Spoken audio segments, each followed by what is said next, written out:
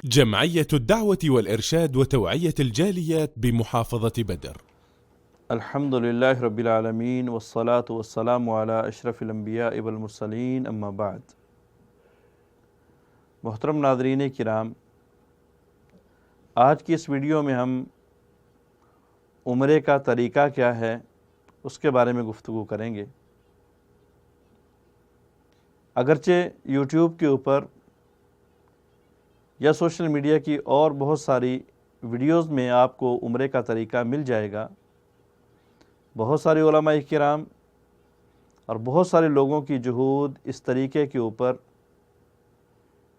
Media کے اوپر موجود ہے۔ اللہ تعالیٰ سب کی جہود کو قبول فرمائے، اور جتنے بھی لوگ ان ویڈیوز کو دیکھ کے عمرے کا طریقہ سیکھتے ہیں، اس کے مطابق عمرہ کرتے ہیں، اللہ تعالیٰ ان کو بھی اجر عظیم سے نوازیں۔ ہم کوشش کریں گے کہ اپنے اس کلپ میں، اپنی اس ویڈیو میں عام اور سادہ لوگوں کے لیے عمرے کا طریقہ بیان کریں۔ عمرہ بہت بڑی عبادت ہے، دعاؤں سے بھری عبادت ہے۔ ہر موقع کے اوپر مختلف قسم کی دعائیں مانگنا آقا علیہ الصلاۃ والسلام سے ثابت ہے، لیکن علم سے دور لوگ یا دین شریعت سے دور لوگ وہ ان ساری دعاؤں کو نہ یاد کر سکتے ہیں، نہ پڑھ سکتے ہیں۔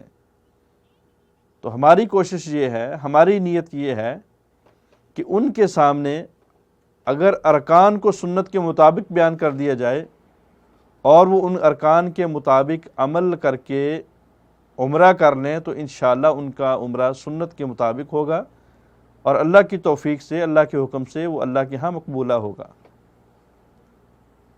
سب سے پہلی بات کہ عمرہ بہت بڑی عبادت ہے، اور اللہ تعالیٰ نے انسان کو اپنی عبادت کے لیے بنایا ہے، اور پھر اپنی عبادات میں مختلف طریقے رکھے ہیں۔ حج بھی عبادت ہے، عمرہ بھی عبادت ہے، نماز بھی عبادت ہے،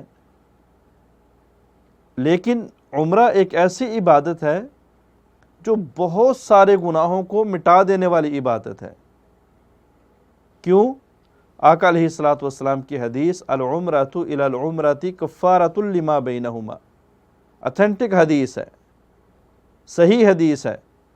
معنی یہ ہے کہ ایک عمرے سے لے کے دوسرے عمرے کے درمیان جتنے بھی گناہ ہوتے ہیں، اللہ تعالیٰ دوسرا عمرہ کرنے کی وجہ سے اس کو مٹا دیتے ہیں۔ مطلب یہ کہ اگر انسان ایک مہینے کے بعد عمرہ کرتا ہے دوسرا، تو ایک مہینے کے گناہ معاف ہو جاتے ہیں۔ اگر دوسرا عمرہ ایک سال کے بعد کرتا ہے تو سال کے گناہ معاف ہو جاتے ہیں، اور اگر وہ عمرہ 20 سال کے بعد، 25 اور 30 سال کے بعد کرتا ہے تو حدیث کے مطابق 2 عمروں کے درمیان ہونے والے گناہ دوسرے عمرے کی وجہ سے معاف ہو جاتے ہیں۔ جو یہ 30 سال 35 سال کے گناہ بھی اللہ کی توفیق سے عمرہ کرنے کی وجہ سے معاف ہو جاتے ہیں۔ اور ہمیں کوشش یہ کرنی چاہیے کہ اتنی عظیم عبادت اور اتنے عظیم کام ہمیشہ سنت کے مطابق کرنے چاہیے، کیونکہ ہر عبادت سنت کے مطابق ہوگی تو وہ اللہ کے ہاں مقبول ہوگی، اور اگر اس عبادت میں طریقے اپنے، طریقے اپنوں کے، طریقے غیروں کے، شریعت کو پس پشت، تو پھر اللہ کے ہاں وہ عبادات قبول نہیں ہیں۔ عمرہ یہ واجب ہے، اگرچہ اس کے درمیان علماء میں اختلاف ہے کہ کیا یہ سنت مؤکدہ ہے یا واجب ہے، تو جمہور علماء کرام کا موقف یہ ہے کہ یہ واجب ہے ہر اس شخص کے اوپر جو اس کی استطاعت رکھتا ہے، کم از کم زندگی میں ایک مرتبہ واجب ہے، کیونکہ آقا علیہ الصلاۃ والسلام کی حدیث ہے۔ حضرت عمر رضی اللہ تعالیٰ عنہ حدیث میں بیان کرتے ہیں کہ آپ نے جس میں اسلام کے ارکان بتائی ہیں، اس میں آپ نے یہ بھی فرمایا ہے کہ وَتَحُجُّ وَتَأْتَمِرُ، حج کرو اور عمرہ کرو۔ اور اسی طرح حضرت عائشہ رضی اللہ تعالیٰ عنہ کی روایت ہے، وہ فرماتی ہیں کہ رسول اللہ صلی اللہ علیہ وسلم نے فرمایا کہ عورتوں کے اوپر ایسا جہاد ہے جس میں قتال نہیں ہے، اور وہ جہاد کون سا ہے؟ وہ جہاد حج اور عمرہ ہے۔ تو ان احادیث سے پتہ یہ چلتا ہے کہ عمرے کا کرنا یہ صاحب استطاعت آدمی کے اوپر واجب ہے۔ جب ہم نے عمرہ کرنا ہے تو ذہن میں یہ بات رکھنی ہے کہ عمرے کے 4 ارکان ہیں، عمرے کی جو عمارت ہے، عمرے کی جو بلڈنگ ہے، وہ 4 ستونوں کے اوپر، 4 دیواروں کے اوپر کھڑی ہے، اور ان میں سے ہر دیوار مستقل ایک حیثیت رکھتی ہے اور مستقل ایک اہمیت رکھتی ہے۔ اگر ہم اس دیوار، اس ستون کے اندر ذرہ برابر بھی شریعت سے ہٹنے کی کوشش کریں گے یا ذرہ برابر بھی اس کے اندر کمی اور کوتاہی کریں گے تو یہ ہماری عمرے والی بلڈنگ، یہ ہماری عمرے والی عمارت دھڑم سے گر جائے گی۔ سب سے پہلی دیوار، سب سے پہلا ستون اور عمرے کا سب سے پہلا رکن وہ میقات سے احرام پہن کے نیت کرنا ہے۔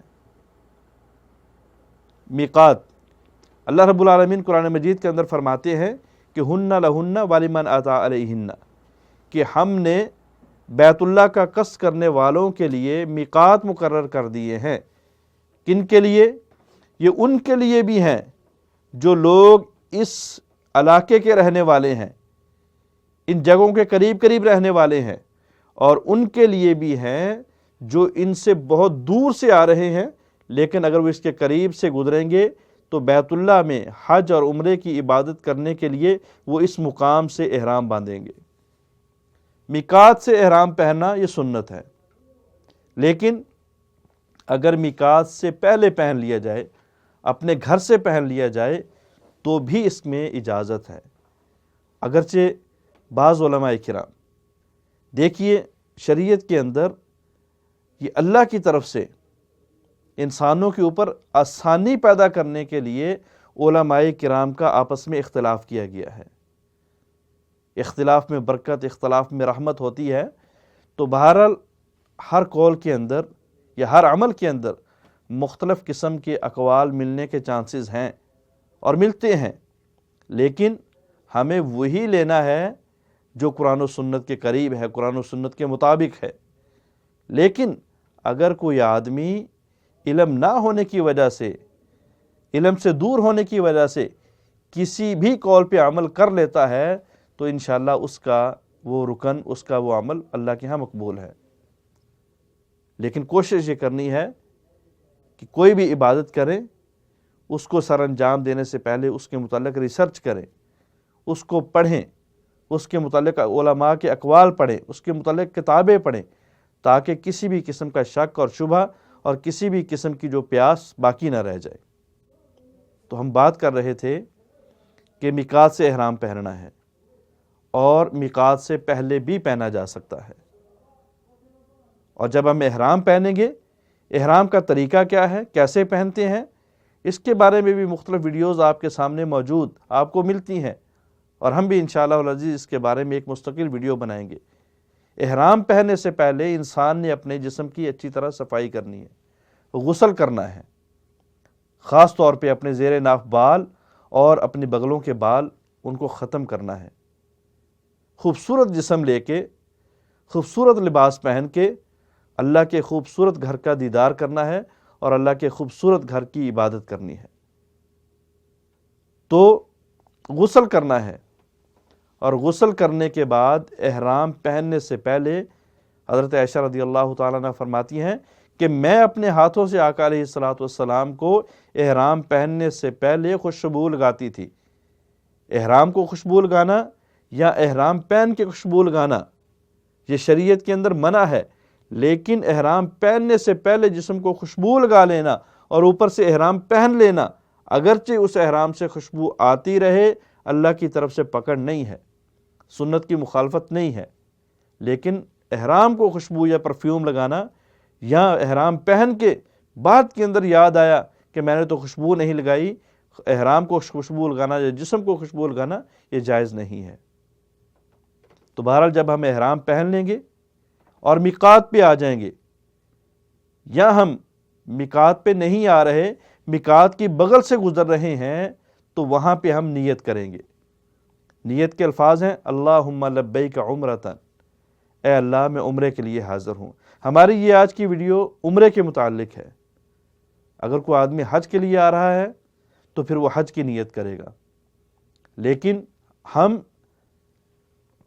ان لوگوں کے لیے یہ تعلیمات دے رہے ہیں جو خاص طور پہ سعودیہ میں رہتے ہوئے بیت اللہ کا عمرہ کرنا چاہتے ہیں، تو وہ عمرہ کیسے ادا کریں گے؟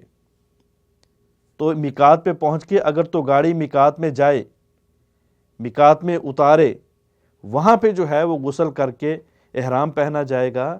لیکن اگر آپ اپنے مکتب سے، اپنے جو ہے وہ شہر سے، اپنے گھر سے ایک ایسی گاڑی میں آ رہے ہیں جو کہ لوکل گاڑی ہے اور وہاں پہ وہ روکنا نہیں چاہتے، تو آپ جب میقات کے قریب پہنچیں گے، میقات کے برابر پہنچیں گے، تو وہاں سے بھی آپ عمرے کی نیت کر سکتے ہیں، وہاں سے بھی آپ تلبیہ پکار سکتے ہیں، اور جب آپ تلبیہ پکاریں گے، نیت کر لیں گے، تو آپ حالت احرام میں داخل ہو جائیں گے، اور آپ کا حالت احرام میں داخل ہونا بالکل صحیح ہوگا۔ بعض احباب سوال بھی کرتے ہیں اور یہ عمل بھی کرتے ہیں کہ جب وہ میقات پہ پہنچتے ہیں تو وہاں پہ 2 سنت پڑھتے ہیں، 2 نفل پڑھتے ہیں، اور ان کو نام دیا جاتا ہے یہ احرام کے نوافل ہیں، یہ عمرے کے نفل ہیں۔ حالانکہ آقا علیہ الصلوۃ والسلام سے ثابت نہیں ہے۔ آقا علیہ الصلوۃ والسلام سے احرام پہن کے صرف نیت کرنا ثابت ہے، اور وہ نیت کیا ہے؟ اللہم لبیک عمرتن۔ آقا علیہ الصلوۃ والسلام نے میقات میں جو 2 نفل پڑھے ہیں، علماء کرام اس کے متعلق فرماتے ہیں کہ وہ آپ نے اللہ کے حکم سے پڑھے ہیں، اور اللہ نے آپ کو حکم دیا تھا کہ آپ وادی مبارک میں ہیں، وادی عقیق میں ہیں، لہٰذا مبارک وادی میں ہونے کی وجہ سے آپ 2 رکعت نفل پڑھیے شکرانے کے۔ تو آقا علیہ الصلوۃ والسلام نے حالت احرام میں وہ 2 نفل وادی مبارک میں ہونے کی وجہ سے پڑھے ہیں، نہ کہ احرام پہننے کی وجہ سے، نہ کہ عمرے کی نیت کرنے کی وجہ سے۔ تو بہرحال اگر کوئی آدمی وہاں پہ مسجد میں بیٹھنا چاہتا ہے، کسی کا انتظار ہے، تو وہ تحیۃ المسجد کے طور پہ 2 نفل پڑھ لے تو حرج نہیں ہے، لیکن خاص عمرے کی نیت سے یا احرام پہننے کی نیت سے 2 نفل پڑھنا نہ میقات پہ یہ ثابت ہے اور نہ ہی گھر میں یہ ثابت ہے۔ جب انسان نیت کر لے گا تو ساتھ ہی پھر وہ دعا پڑھے گا۔ دعا کون سی ہے؟ اللہم محلی حیث حبستانی، کہ اے اللہ وہ مقام میرے حلال ہونے کا ہے جہاں پہ تو کسی بھی وجہ سے مجھے روک لے۔ جب انسان نے نیت کرنے کے ساتھ اس دعا کو پڑھا ہوگا تو عمرہ کرنے تک اللہ نہ کرے کسی بھی وجہ سے اس کو احرام اتارنا پڑ گیا، واپس پلٹنا پڑ گیا، تو اس کے اوپر دم واجب نہیں ہوگا، اس کے اوپر دم نہیں آئے گا۔ اگر یہ دعا نہ پڑھ رکھی ہوئی اور واپس ہونا پڑ گیا، احرام اتارنا پڑ گیا، تو دم دینا ضروری ہے۔ اس لیے احرام میقات پہ پہنچ کے ہم نے بالخصوص احرام پہن کے نیت کرنی ہے اور ساتھ یہ دعا پڑھنی ہے۔ جب ہم یہ نیت کر لیں گے تو پھر ہم حالت احرام میں داخل ہو جائیں گے، ہم عمرے جیسی عبادت میں داخل ہو جائیں گے، اور ہم اپنے عمرے کا پہلا رکن ادا کر لیں گے۔ چوں ہی ہم نیت کریں گے، حالت احرام میں داخل ہوں گے، تو ہمارے اوپر چند چیزیں حرام ہو جائیں گی۔ حالانکہ وہ نارمل زندگی میں حرام نہیں، لیکن احرام پہننے کے بعد اگر یہ کام کریں گے تو وہ کام حرام ہوں گے۔ وہ کام کون سے ہیں؟ خوشبو کا لگانا، ناخنوں کو کاٹنا، بالوں کو کاٹنا، اسی طرح جو ہے وہ جان بوجھ کے اپنے جسم کے بالوں کو نوچنا، اسی طرح اگر بیوی ساتھ ہے تو بیوی کے ساتھ جماع وغیرہ کرنا، یہ سارے کام اس وقت تک حرام ہو جائیں گے جب تک ہم اپنے عمرے کا آخری رکن ادا نہیں کر لیتے، ہم عمرے سے جو ہے وہ فارغ نہیں ہو جاتے، اس لیے اس کو حالت احرام کہا جاتا ہے۔ اور جب پھر ہماری گاڑی ہم مکہ کی طرف چل پڑیں گے تو پھر ہم جو ہے وہ تلبیہ پکاریں گے۔ تلبیہ سے مراد لبیک اللہم لبیک، لبیک لا شریک لک لبیک، ان الحمد والنعمت لک والملک لا شریک لک۔ یہ توحیدی نغمہ ہے، اور احرام میں داخل ہونے کے بعد، نیت کر لینے کے بعد، سب سے افضل ذکر اور سب سے افضل عبادت وہ تلبیہ کو بلند آواز سے پکارنا ہے۔ صحابہ کرام فرماتے ہیں ہم پکارا کرتے تھے، بہت کم دوری پہ جاتے تھے تو ہمارے حلق یہ تلبیہ پڑھنے کی وجہ سے بیٹھ جایا کرتے تھے، تھک جایا کرتے تھے، خشک ہو جایا کرتے تھے۔ تو اس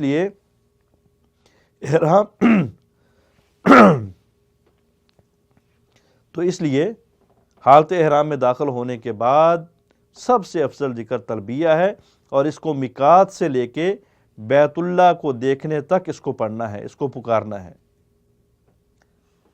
درمیان کے اندر کسی بھی جگہ پہ آپ کو رکنا پڑ گیا، آپ رکنا چاہتے ہیں، آپ کو واش روم جانا ہے، آپ یہ سمجھتے ہیں کہ میں واش روم وہاں پہ بیٹھنے کے لیے مناسب کرسی نہیں ہے، میرے جسم کو جو ہے وہ پیشاب کی قطرات لگنے کا خدشہ ہے، اگر آپ اس دوران اپنا احرام اتارنا چاہتے ہیں اور اتار کے سائڈ پہ رکھنا چاہتے ہیں تو رکھ سکتے ہیں، کوئی حرج نہیں ہے۔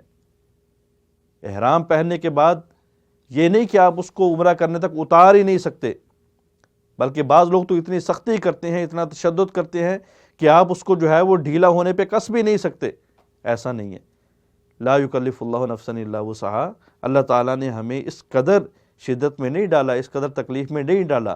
اگر آپ احرام اتارنا چاہتے ہیں، حتیٰ کہ احرام کی چادریں بدلنا چاہتے ہیں تو بدل سکتے ہیں، کوئی حرج نہیں ہے۔ ہم بیت اللہ پہنچ جائیں گے، ابھی ہمیں دوسرا رکن ادا کرنا ہے۔ دوسرا رکن کیا ہے؟ بیت اللہ کا طواف، یعنی 7 چکر اور 2 رکعت نفل۔ یہ سادہ عمرہ آپ کے سامنے بیان کیا جا رہا ہے۔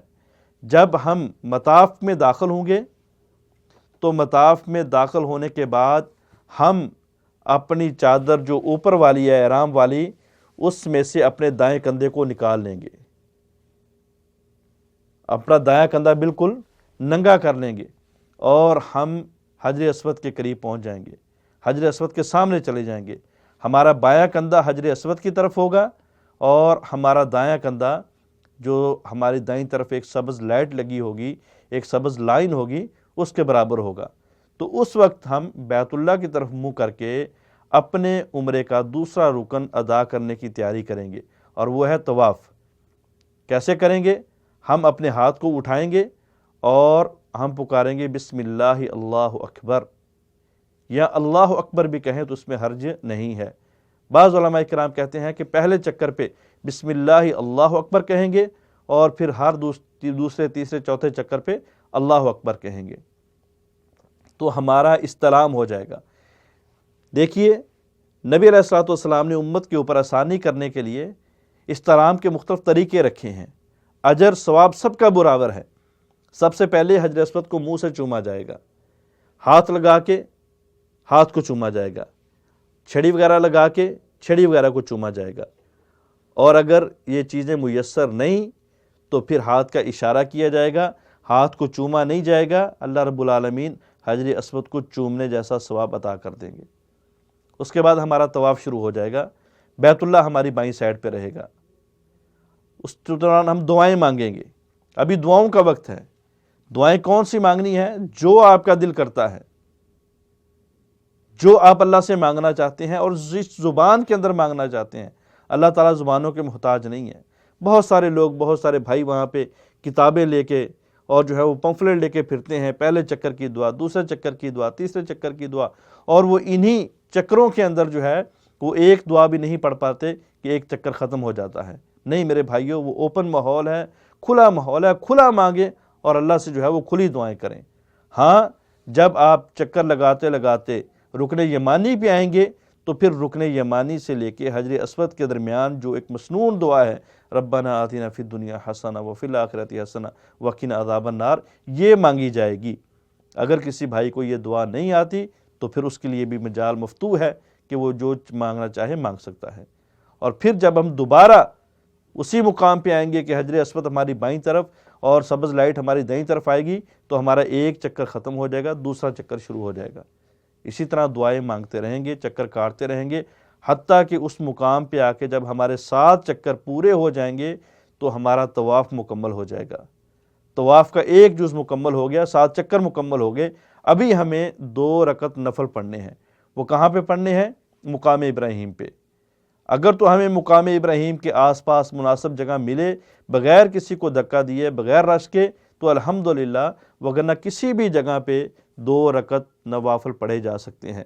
اور جب ہم نوافل پڑھیں گے تو اپنے کندھے کو ڈھانپ لیں گے۔ بہت سارے لوگ وہاں پہ یہ غلطی کرتے ہیں، دیکھا دیکھی کہ کندھا ننگا ہی رہتا ہے، تو بہرحال اس کندھے کو نماز میں ڈھانپ لیا جائے گا۔ اور اس سے پہلے جب ہم نے طواف سٹارٹ کیا تو ایک اہم مسئلہ رمل کا ہے۔ رمل سے مراد کہ پہلے 3 چکروں کے اندر ہلکی ہلکی دوڑ لگانا. تو اس چیز کے لیے اس چیز کو ضرور دیکھا جائے گا کہ کیا میری اس سنت کے اوپر عمل کرنے سے لوگوں کو تکلیف تو نہیں ہوتی، رش بہت زیادہ تو نہیں. اگر رش زیادہ ہے، لوگوں کو تکلیف پہنچتی ہے، دھکے لگتے ہیں، تو پھر عمل کرنے کی ضرورت نہیں، وگرنہ 3 چکروں میں ہلکا ہلکا دوڑنا اور اپنے شانوں کو جو ہے وہ اٹھا کے رکھنا تاکہ جس میں آپ کی بہادری، آپ کی قوت نظر آئے، اس سٹائل سے بھاگنا یہ سنت ہے. جب ہمارے 7 چکر مکمل ہو جائیں گے، 2 رکعت نفل ہم پڑھ لیں گے اور نوافل میں کوشش کریں گے کہ پہلے رکعت کے اندر سورہ کافرون پڑھیں اور دوسری کے اندر جو ہے وہ سورہ اخلاص پڑھیں. اس کے بعد اللہ سے دعائیں کریں گے، زمزم کا پانی پئیں گے، عمرے کے 2 رکن ادا ہو جائیں گے. تیسرے رکن کے لیے ہم صفا پہاڑی کی طرف جائیں گے. صفا مروہ کی سعی کرنی ہے. صفا سے جو ہے وہ آغاز ہوتا ہے، ان الصفا والمروہ من شعائر اللہ. بعض علماء اکرام کہتے ہیں کہ اس پوری آیت کو پڑھا جائے گا، بعض کہتے ہیں کہ یہاں تک ہی پڑھا جائے گا کیونکہ نبی علیہ الصلوۃ والسلام نے یہیں تک پڑھا ہے. صفا پہاڑی پہ پہنچ جائیں گے، بیت اللہ کی طرف منہ کریں گے اور ہاتھ اٹھا کے اللہ سے دعائیں کریں گے جتنی اللہ توفیق دے، 2 منٹ، 4 منٹ، 5 منٹ. اس کے بعد جو ہے وہ مروہ پہاڑی کی طرف چل پڑیں گے. درمیان میں سبز لائٹیں آئیں گی، وہاں پہ مرد حضرات ہلکا ہلکا دوڑیں گے اور جب سبز لائٹیں ختم ہوگی پھر آہستہ قدموں سے چلتے، دعائیں مانگتے، روتے گڑ گڑاتے ہم مروہ پہاڑی پہ پہنچیں گے. ہمارا 1 چکر مکمل ہو جائے گا. مروہ پہاڑی پہ کھڑے ہو کے پھر بیت اللہ کی طرف منہ کر کے دعائیں مانگیں گے اور پھر مروہ پہاڑی سے دوسرے چکر کے لیے ہم صفا پہاڑی پہ آئیں گے. 2 چکر ہو جائیں گے. پھر صفا سے مروہ 3 چکر، مروہ سے صفا 4 چکر، صفا سے مروہ 5 چکر، مروہ سے صفا 6 چکر اور پھر صفا سے مروہ 7 چکر. یعنی ایک طرف کے چلنے کو 1 چکر شمار کیا جائے گا، نہ کہ جو ہے وہ صفا سے مروہ، مروہ سے صفا آ کے اس کو 1 چکر. 14 چکر نہیں کاٹے جائیں گے، 7 چکر کاٹے جائیں گے اور ہر پہاڑی پہ بیت اللہ کی طرف منہ کر کے دعا مانگی جائے گی. جب ہم مروہ پہاڑی پہ پہنچ جائیں گے تو ہمارا تیسرا رکن ادا ہو جائے گا اور پھر وہاں پہ ہم دیکھا دیکھی لوگوں کی طرف دیکھ کے 2 رکعت نفل نہیں پڑھیں گے. شریعت سے ثابت نہیں ہے، سنت سے ثابت نہیں ہے. اور پھر اس کے بعد ہمارا ایک اہم رکن وہ باقی رہ جائے گا اور وہ رکن یہ ہے کہ سر کے بال یا تو کٹوانا یا منڈوانا. اور اس کے اندر ہمیں بالخصوص توجہ کرنی ہے، احتیاط کرنا ہے کہ مروہ سے کسی سے کینچی لے کے 2-4 بال دائیں طرف سے بائیں طرف سے اوپر سے نیچے سے کاٹ لیے اور سمجھا کہ ہمارا رکن ادا ہو گیا. نہیں میرے بھائیو، عمرے کو خراب کرنے والی بات ہے. آپ نے یا تو تقصیر کا حکم دیا ہے یا جو ہے وہ حلق کا حکم دیا ہے. تقصیر سے مراد کہ کینچی لگوائیں یا مشین لگوائیں. یاد رکھیے مشین بھی تقصیر کے اندر آتی ہے. یا پھر حلق ہے، حلق سے مراد کہ بلیڈ کے ساتھ اپنے سر کو منڈوانا، بالوں کو جڑوں سے ختم کرنا.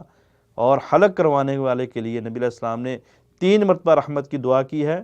تقصیر کروانے والے کے لیے آپ نے 1 مرتبہ رحمت کی دعا کی ہے. لیکن بہرحال اگر کوئی بال کٹوانا چاہے تو اس کا عمرہ ادا ہو جائے گا، سنت پہ عمل ہو جائے گا، کسی قسم کی کمی اور کوتاہی باقی نہیں رہے گی. عورتوں کے لیے حکم کیا ہے؟ عورتوں کے لیے حکم یہ ہے کہ وہ اپنے بالوں کے آخر سے تقریباً 1 پوٹے کے برابر، یا بعض علماء اکرام فرماتے ہیں کہ وہ بالوں کو اس انگلی کے اوپر لپیٹے گی، جتنے بال آئیں گے آخر سے ان کو کاٹ دے گی. اس کا جو ہے یہ رکن ادا ہو جائے گا. جب ہم تقصیر سے یا تحلیق حلق سے فارغ ہو جائیں گے تو ہم احرام کی پابندیوں سے نکل جائیں گے. وہ کام جو میقات کے اوپر ہمارے اوپر حرام ہوئے تھے وہ سب حلال ہو جائیں گے. اور ابھی اگر آپ کے پاس کپڑے ہیں تو آپ بغیر غسل کیے بھی احرام اتار کے وہ کپڑے پہن سکتے ہیں. غسل کا موقع ہے، غسل کی جگہ ہے تو غسل بھی کیا جا سکتا ہے. بعض حضرات یہ سوال کرتے ہیں اور کثرت سے پوچھتے ہیں کہ کیا عمرے سے فارغ ہونے کے بعد غسل کرنا ضروری ہے؟ بالکل ضروری نہیں ہے. عمرے سے پہلے بھی غسل کرنا ضروری نہیں ہے، ہو جائے تو بہتر ہے. لیکن اگر انسان سمجھتا ہے کہ میرا جسم نظیف ہے، میرا جسم غیر ضروری بالوں سے صاف ہے، تو وہ آدمی عمرے کی نیت کرنے سے پہلے احرام بغیر غسل کے بھی پہن سکتا ہے، خالی وضو کر کے پاکی میں داخل ہو کے بھی احرام پہن سکتا ہے اور اتارتے وقت بھی غسل کرنے کی ضرورت نہیں ہے. جب ہم احرام اتار دیں گے اور اگر وہ ہمارا احرام داغ دھبوں سے خالی ہے، پاک اور صاف ہے، شفاف ہے، تو ہم اس احرام کو دوسرے عمرے کے لیے بھی استعمال کر سکتے ہیں. اس احرام کو دھونا ضروری نہیں ہے. اللہ سے دعا ہے کہ اللہ تعالیٰ اس مختصر سے اور سادہ سے طریقے کو سمجھنے کی توفیق عطا فرمائے اور سنت کے مطابق ہمیں ہر عمل کرنے کی توفیق عطا فرمائے۔ ھذا ما عندی واللہ اعلم بالصواب۔